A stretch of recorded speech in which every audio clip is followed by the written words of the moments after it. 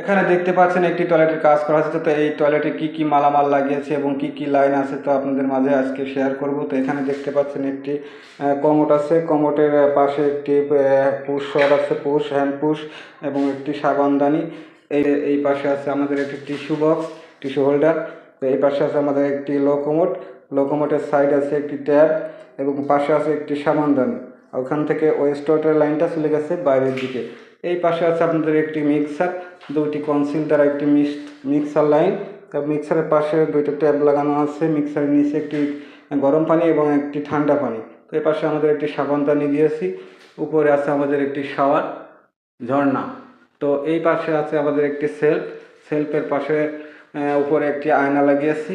তো আয়নাটা কেমন হয়েছে, এবং এই পাশে আছে আমাদের একটি লাইট।